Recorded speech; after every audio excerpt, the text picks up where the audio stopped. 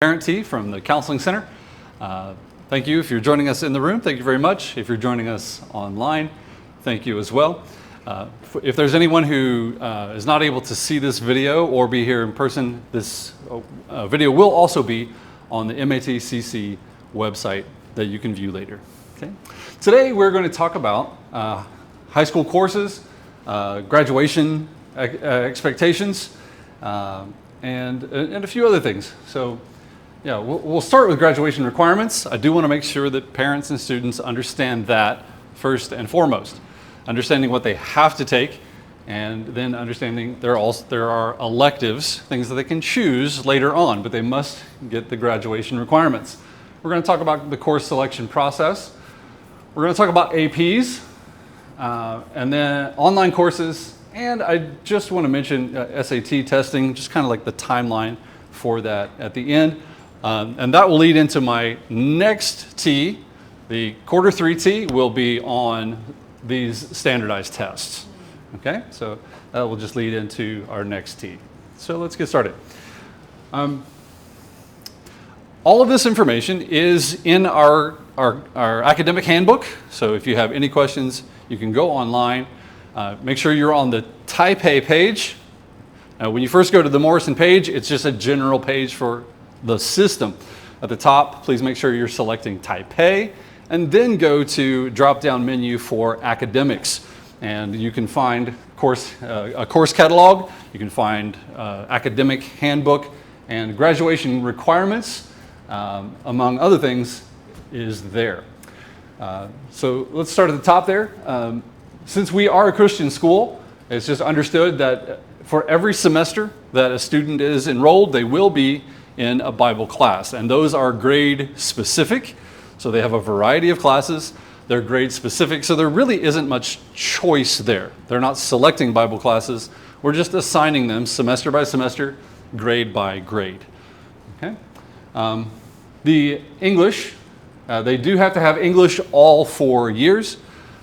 It's then in the senior year, they can choose between just regular English 4 or AP Lit. AP Literature is an option there, and both English 4 and AP Literature are Morrison classes taught by Morrison teachers. Mathematics, they do have to have 3 credits as a graduation requirement, but of course, once they meet that requirement, then it's a question of what do they need as far as like higher mathematics, elective mathematics, to prepare them for college, or actually it's maybe admission requirements for certain college majors. And so as we're looking at math courses, we want to make sure they have what is required and then what they need for college. Social studies. Social studies, there are 3 credits required, and we simply build that into the system. Grade 9 does not have a social studies course. Starting in grade 10, they have world history. Grade 11, they will have U.S. history, but they can choose between a regular U.S. history level or an AP U.S. history during grade 11. And again, those are both Morrison classes taught by Morrison teachers. And then in the senior year, they will have government. There are other social studies options that are online if they choose, but the online courses cannot replace those courses. Those 3 social studies courses are required. Anything else they can elect to take, but they must take our world history, U.S. history at one of those levels, and government. Yes, ma'am. Do the choices for social studies change from year to year? These do not change. Our Morrison students must take 10th grade world history. They must take a U.S. history at some level, and they must take government. This will not change unless there is a major change system-wide to the curriculum. Yeah, this will not change. Again, they could take, for example, online. There's like a AP Human Geography. There are other social studies classes.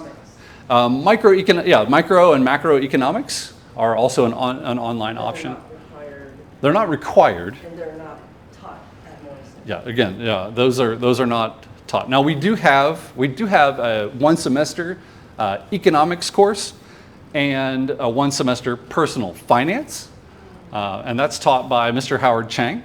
But that class, it really is dependent on the number of students who want it. There's some years we have it, and some years we don't have it because there's not enough demand for it. I must have 5 students in a class to offer that class. And so that's why right now, in a few minutes, I'm going to talk about, I'm already talking to high school students about the courses they're interested in next year. I've already done all of grade 11, all of grade 10. I'm almost finished with grade 9 students. And that's just a preliminary talk. Like, let's just talk through some courses. What are you interested in? The actual registration process, finalizing schedules, is not until semester 2.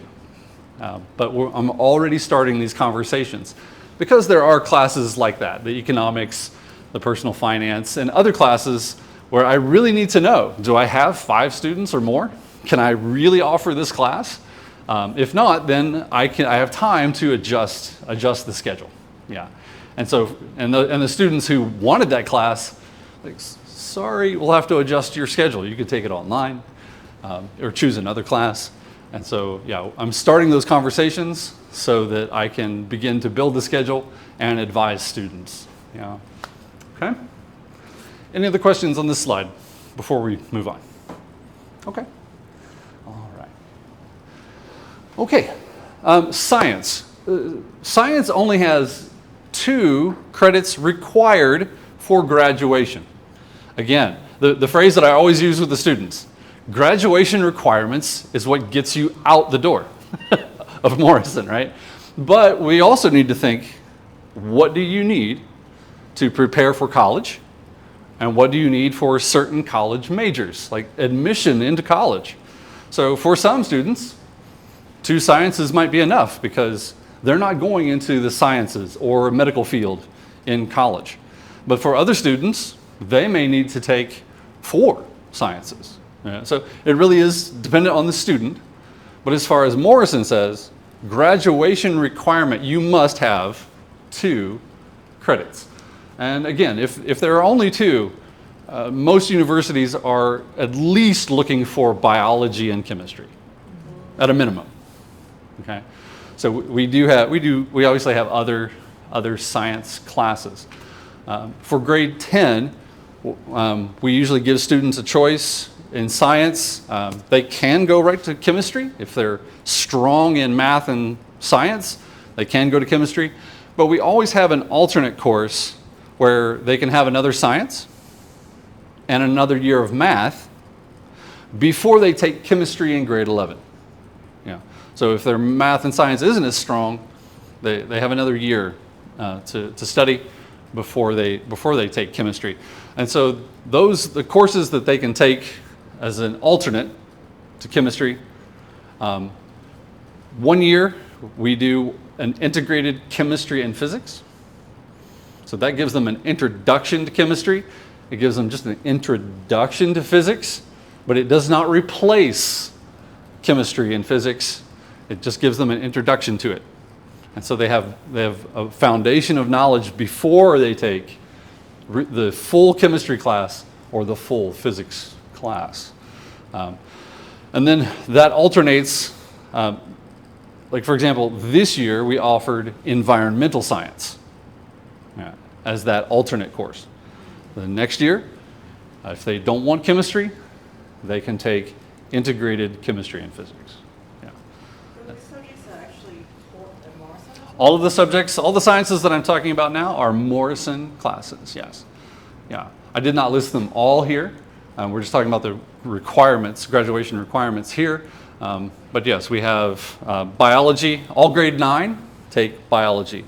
And then classes they choose from then are maybe the integrated chemistry and physics, environmental science, chemistry, physics, and then we have the AP chemistry and AP biology later on, grades 11 and 12. Yeah. Okay. Graduation requirements for physical education, PE, is 1.5 credits of PE. And so each one of those classes is just a semester long. So that's 3 semesters of PE, and then 1 semester of health. Like grade 10, that's required. It's built into their schedule. And so if they do this, after grade 10, they're finished with their graduation requirement for PE. And then for grades 11 and 12, we have some other like weight training and conditioning classes that are PE elective. They can continue to do that. Those weight conditioning and training, those are popular with the athletes. They want to have a PE to exercise, and then after school they do their sports practice. But anyone can choose those classes, as an elective PE. All right. VPA, that stands for Visual and Performing Arts. So this is the music and also the art classes. And so the graduation requirement is only 1 credit for that. So that's very easy for a student to do that. But if they want more than that, we do have several art classes. We have it's called Foundations of Art, or Fundamentals, Art Fundamentals. It's just a variety of different kinds of art in one class. The second semester is like a drawing and sketching class. Another semester class is pottery and painting class.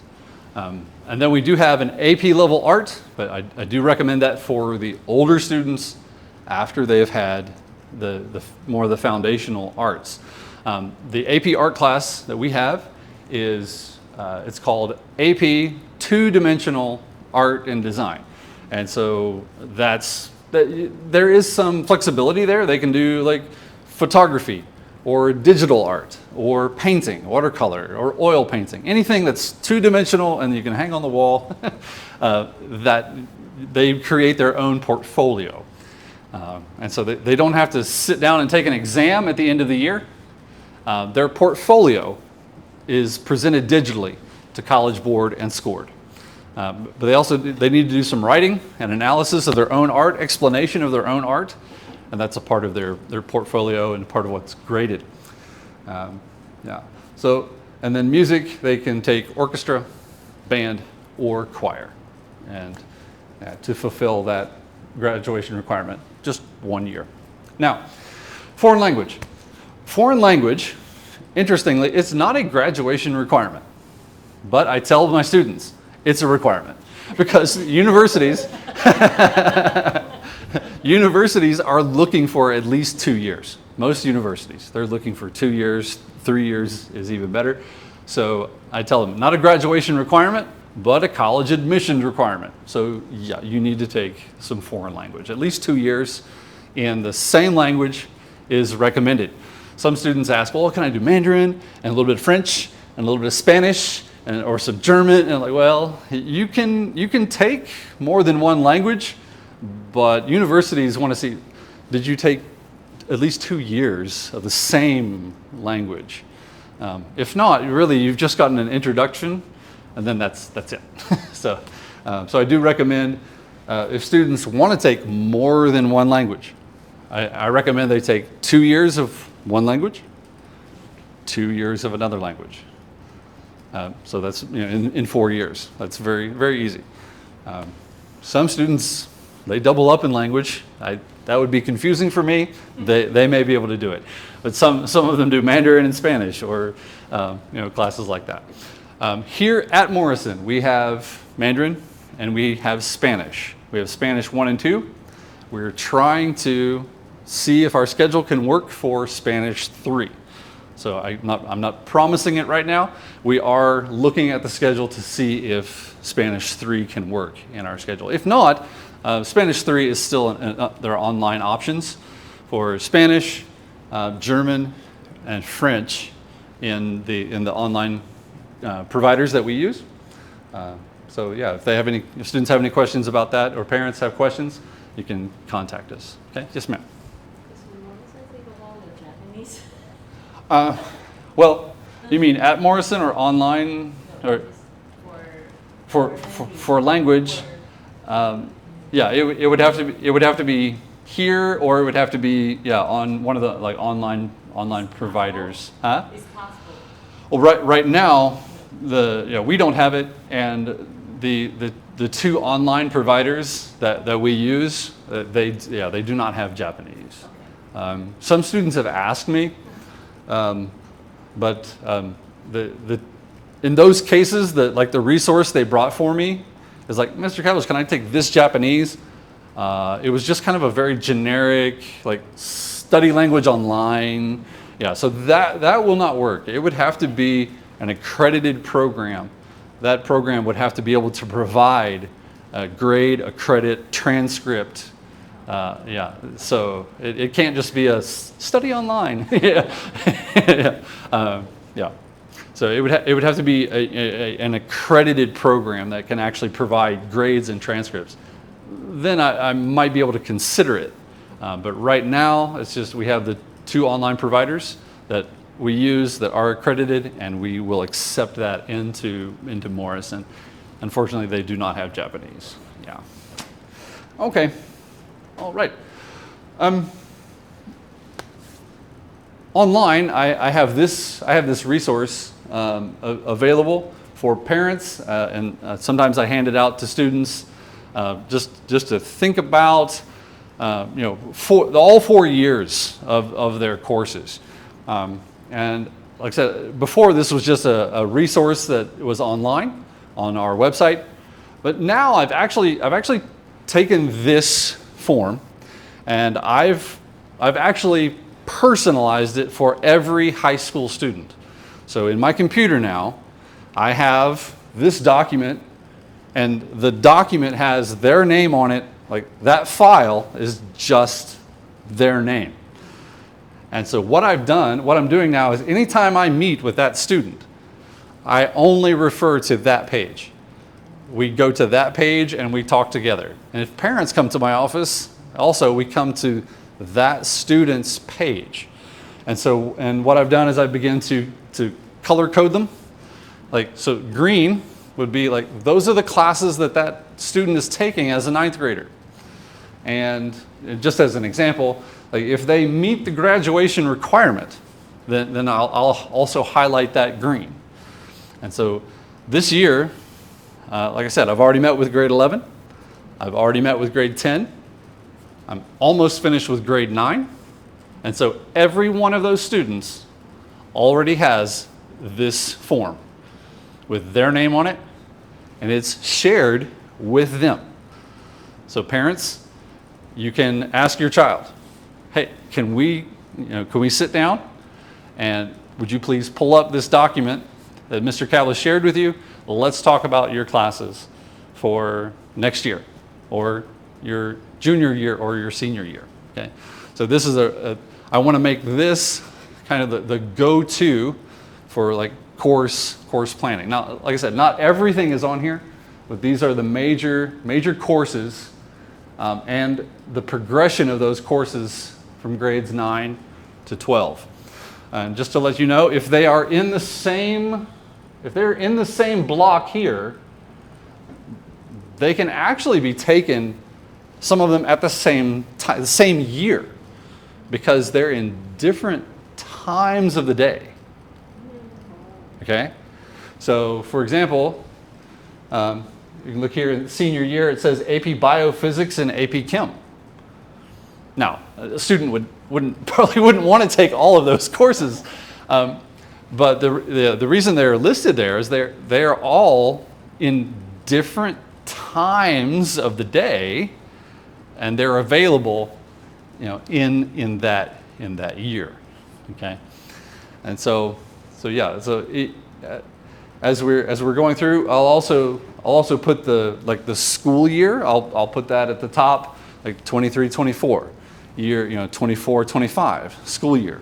I'll begin to fill that in up there, and so we can start planning out and looking at classes, the progression of classes across all 4 years. again, it's subject to change, and we can make adjustments. Yeah, but this is what I would like to use for all high school students. For those of you who might be watching this, and your student is a middle schooler, say current grade 8, I will be going into the 8th grade guidance classes. I work with Ms. Rafferty, and during the second semester, maybe even probably mid-semester, March, April, I'll be going into 8th grade guidance classes, and I'll be giving them at least 2 lessons where I talk about our high school program. I talk about graduation requirements, and I instruct them on how to sign up for classes. And so we'll do that the mid to end of semester 2 this school year, so they're ready for high school. Okay.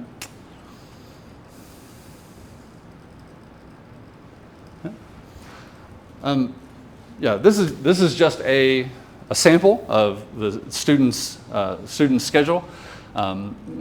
Even middle schoolers have a similar schedule. It's a combination of what we call blocks, like 2 periods combined for a longer period of time, or single blocks where it's about 40. Each period is about 40 minutes, and blocks are about 80 minutes. It does get very busy, and there's a lot of color there. I color code everything. Yeah, in my office, I have all of these. And so again, as I'm talking to students about like future classes and future planning, we can look at the schedules and we can see like where do 11th grade students like take this class, or where is this class in the senior schedule? Yeah. The last period of the day is where we have all of the music classes. That's different than middle school. Middle school is during the day more. High school music is in that period 9 for either Monday and Wednesday is band to orchestra, Tuesday, Thursday is chorale. And if they're not in music, we have what we call flex, or flexible schedule. If they need to meet with a teacher, all high school teachers are available during flex, except for music, the music teachers. Yeah, and so if students need to go and work with their teacher, something needs to be retaught. If they have a chance for reassessment and they need to redo something, this would be a time that they're doing it during that flex time. So I just wanted to present that as well, so you're aware of kind of what our schedule looks like during the week, if your kids don't talk about it much at home. What's the time for yearbook? Oh, yearbook, yes. Yearbook is any of these period 5, 6 blocks, they have yearbook. But then these are different groups right here. The dark green and the light green are different groups. And so Mr. Smith asked, he's like, it's great if I have 2 groups, because then more students can take the class. But I need a common meeting time for everybody. So then what we do is they have a common meeting here on Thursday. Yeah. And so this is their 5th class. And then these single periods here become the students' study hall. So that's the time for So foreign languages. Yes, and so if they're in foreign language in one block, they would have to have yearbook in the other block. Oh, okay. Yeah. That's why there's 2 different colors there. Yeah, there are a lot of classes during that period 5, 6 block. There's a lot of elective things there. There's language there, there's art there. In the higher grades, some of the AP level courses are there. Like the regular English is somewhere else in the schedule in the morning. But then if they choose the AP level literature, for example, AP Lit is during one of those 5, 6 blocks. Yeah. And then our regular chemistry is in the afternoon, but AP chemistry is in the other 5-6 block. And again, this is why I display all of these in my room, in my office, as I'm talking to kids about future course selection. We look at the conflicts. If you want these 2 classes, well, you have to take one year, and then you have to take the other like a different year, because you can't take them at the same time. And so that's why long-term planning is very important. Mapping it out and understanding where the classes are in the schedule, to avoid the conflicts. Yeah. So does Mr. Smith hope at least 2 years yearbook?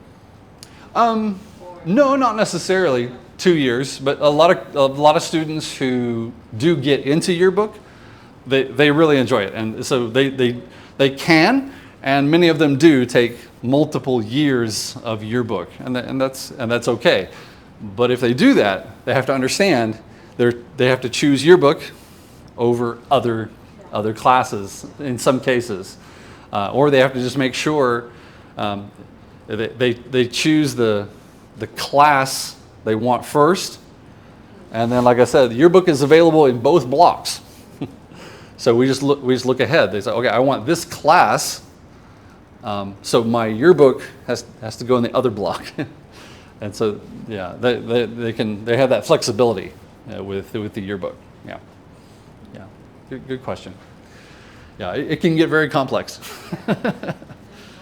Yeah, and if we add a class or change a class, then this is completely redone, and we hope there's no major changes, but we do have slight adjustments year to year that we may need to make. So again, that's why I'm collecting information from students now, and right now and beginning semester 2, we will start building the schedule for the next year. Yeah. Okay. All right. Yeah. So, as I've already mentioned, I will meet with 8th graders in their guidance classes in semester 2, and I will be teaching them all of this information. And so for those 8th graders who are choosing 9th grade classes for next year, most of the schedule it's pretty much set. The math that they're in now in 8th grade is sort of they have like an exit tests in math that will determine their 9th grade math, and a lot of the 9th grade courses are already selected for them.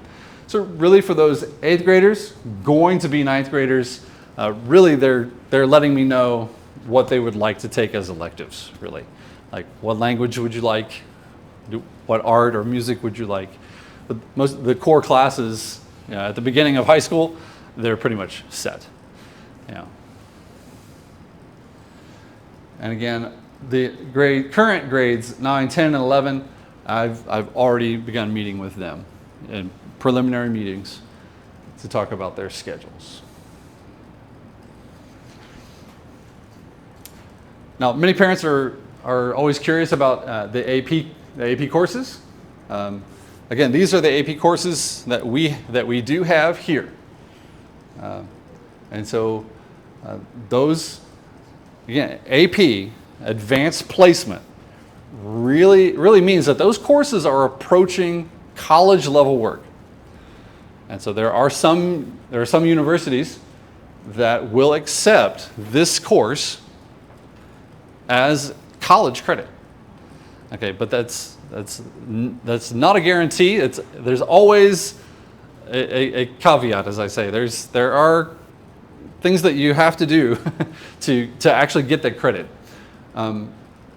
So at Morrison, if you take an AP course, you must take the exam. The students must take the exam. Okay, and then you can go onto university websites. Universities will publish a list, and they will say, these are the AP that we will accept as college credit if you took it in high school. But they will also say, you have to achieve a certain score on the AP exam. And some will, the scale for the AP exam is 1 to 5. And some universities will say, if you get a 4 or a 5, we will accept it as college credit. Some say, no, we'll only accept it if you get a 5. We'll accept it as college credit. And again, those universities, they put out a list. They don't always accept all of the AP courses. So it is important that you look at wherever the student is applying and you want to apply these AP courses as credit, you need to be researching that university. What do they actually accept and what score do they require? Okay? Because if you read College Board material, they say take APs and get college credit. It's that easy. There are some steps to that, and it depends on the university, really. Yeah. Okay. So now we do have limits for our students. For 9th graders, the only AP that they can take is if their Mandarin teachers say, yes, their next Mandarin level is AP Mandarin in grade 9. Those are our very advanced students. Okay? And so sometimes there's students and parents that they really want the AP now. And so I do trust our Mandarin teachers. They give exams and they interview and they try to do their best to make sure that student is being placed in Mandarin correctly. Because if they're placed in AP Mandarin and they're not ready for it, that's a huge challenge, especially for a 9th grader, new to high school. But yeah, the 10th graders can take an online course, but that's typically an online course because the APs that we offer here, they usually have what we call prerequisites. They haven't had enough courses yet in grades 9 to be ready for the AP level courses. And so those usually come in 11th grade and 12th grade. And so, yeah, they can take more APs in the higher grades. 2 in 11th grade and 3 APs in the 12th grade. Okay? And again, that also includes online. So if they say, oh, I want to take all these APs at Morrison and an online, well, no, it still has to be 1 or 2 or 3. It has to fit in that limit.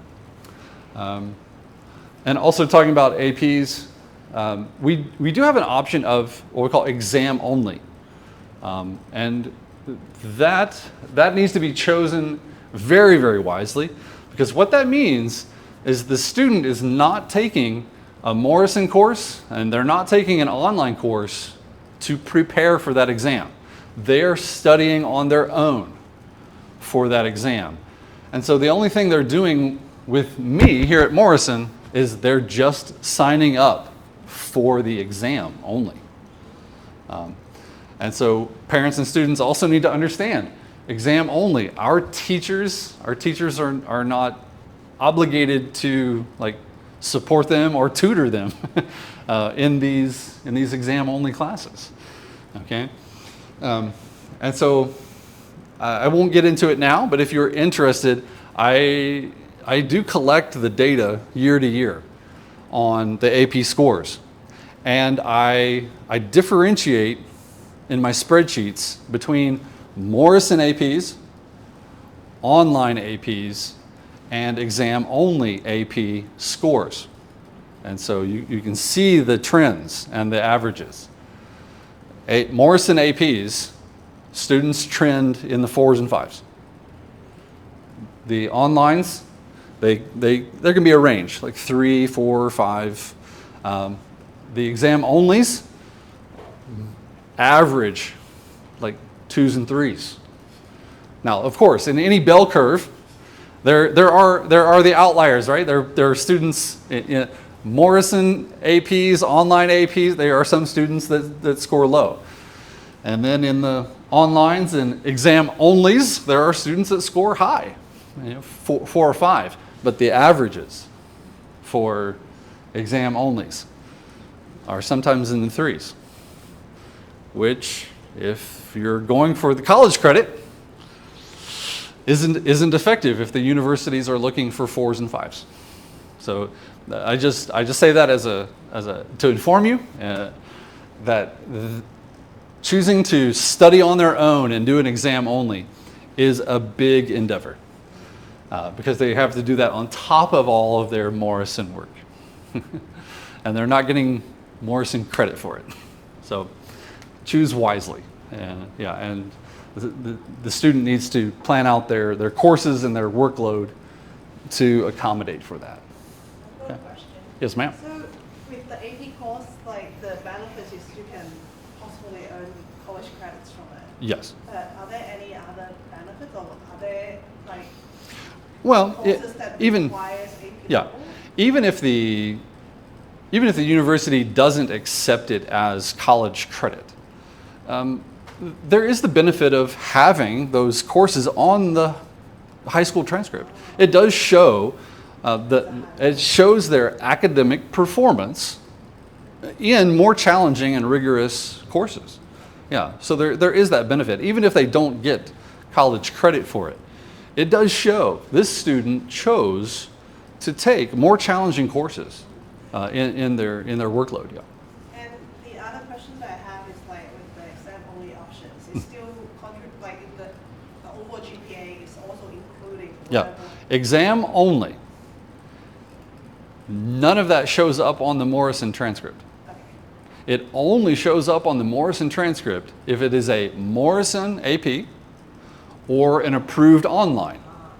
If I approve it and they take it, then I'm promising, yes, I will transfer that grade onto your transcript at Morrison. Yeah.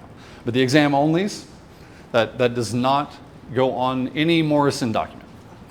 Okay?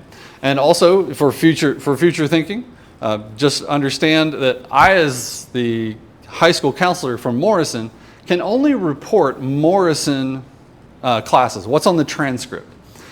For SAT scores and AP scores, when they're applying for college, students must go online and request the College Board send those scores to the universities. I cannot report those for the students. I don't record them on their transcript and send that. They go online and say, College Board, send this SAT score to these universities and send these AP scores to the universities. And for some of those, it's free up to a certain number, and then College Board begins to charge fees to send additional scores. Yeah, so that's all online on the student's College Board account under my SAT and my AP. Yeah. Yeah. Okay. Yes. So I just want to go quickly through these. Just things that, that people need to know about online courses. Again, we do have a partnership with 7-Star Academy. 7-Star, so that means if I order that 7-Star course for a student, we get a discount because we have a partnership with them and we order in bulk. So we do have a partnership. But we also have another online provider called Ethos. And so if 7-Star does not have the course and Ethos does have it, then I will consider Ethos. Both are accredited and Christian school online providers. So 7-Star, my understanding is they're completely online. Ethos is a real school that also provides their content online. Yeah. So if a student chooses an Ethos course, they do need to be aware that Ethos would then require more like live classroom interaction, like watching that teacher live teach the course. And so that changes the dynamic of taking the online course, because they have to arrange it. There has to be a time in their schedule where they're actually able to be online watching that teacher teach the course. And with the time difference, that can be very challenging. it can be very challenging. Yeah. 7-star, there are typically some requirements for an occasional like one-on-one, like a Zoom or a FaceTime meeting with their teacher, but that's typically maybe once a month.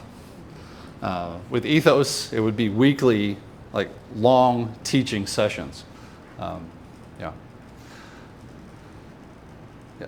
So yeah, the online courses, the students ask me, those are all approved. I work with Mr. Sawyer to make sure we approve all of those. So once those are approved, the online credit and GPA does go on to the student's transcript. Yeah. And as you as parents, you pay tuition to us here at Morrison. That does cover one online course a year. Okay? And again, the APs, if it's an online AP, it must fit within those grade level limits. Okay? And lastly, I do want to talk about testing. This year, it was our first year that the MAP testing has gone up one grade level, and it has included grade 9. And so for grade 9 students, they must take the MAP. And then we have made the PSAT optional, and parents can pay for that. And so that's already occurred this year. And so again, for future 9th graders, I just want to make parents aware and students aware, you will be taking the MAP, and you can watch for announcements and emails from the Morrison Academy Counseling Center. We'll let you know when it's possible to sign up for the PSAT as a 9th grader. Students who are going to be in 10th grade and 11th grade, I automatically sign students up for the PSAT because the PSAT becomes our standardized test for grade 10 and 11. Okay? Yeah. The actual SAT test, grade 11, I do suggest that students do take an SAT, at least one, maybe even 2 if they feel that it's necessary for their score during grade 11. And it also depends on, the timing of the test depends on their math as well. The SAT does contain up to Algebra 2 level math. And so if they're an 11th grader and they're just getting to Algebra 2, then I would suggest second semester SAT after they've had more exposure to the Algebra 2 curriculum. But if they're already there at Algebra 2 in grade 10, then of course, grade 11 they could sign up for an SAT. I do have some seniors then, if they still feel like they could increase their SAT score, I do advise them to take a 12th grade SAT early in the 12th grade year. We will have an early SAT here, like August, end of August, we usually have it. And then we just had one in December.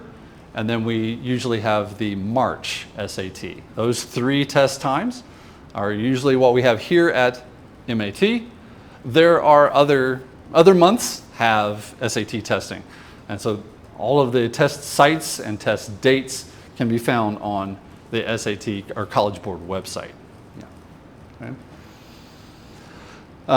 The AP exams, right now, the AP Mandarin, the languages, are the only ones that are computer-based right now. But there are plans, College Board does have plans to make all APs digital eventually. They've started this year. Some of them are digital, but only in the United States. And so, but over the next couple of years, we do see that those APs will become more and more digital internationally as well. Yeah. Okay?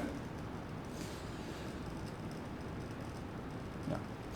So again, I do encourage like all high school students to begin doing some college research. Yeah.